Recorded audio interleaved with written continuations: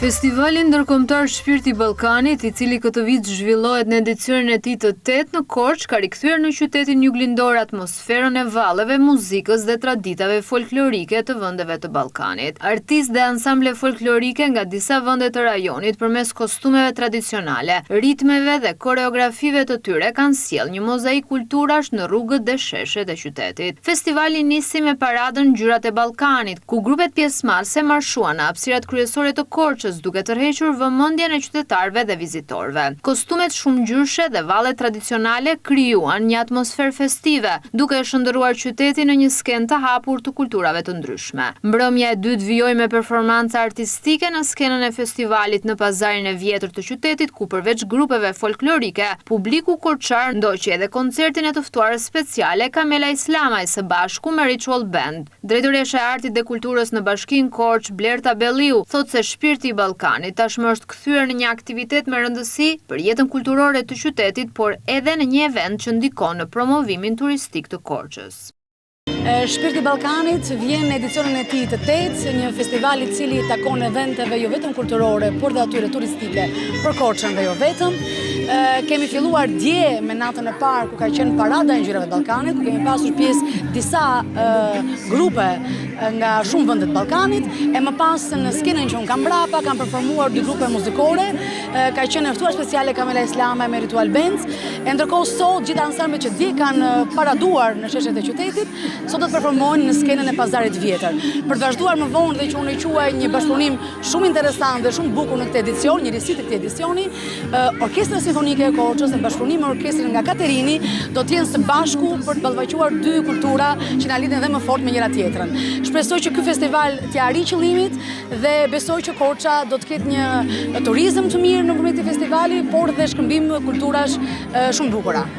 Një ndër elementet më të veçantë të këtij edicioni është pikërisht bashkëpunimi artistik mes Orkestrës Simfonike të Korçës dhe orkestrës nga Katerini i Greqisë, një ndërthurje muzikore që synon të sjellë një dimension të lidhjes kulturore mes dy vendeve. Pjesë e festivalit janë bërë edhe grupe folklorike nga Malizi, të cilët për herë të parë kanë ardhur në Korçë për të prezantuar vallet dhe kostumet e tyre tradicionale. Artistët shprehen të impresionuar nga pritja, atmosfera dhe energjia e krijuar gjatë festivalit.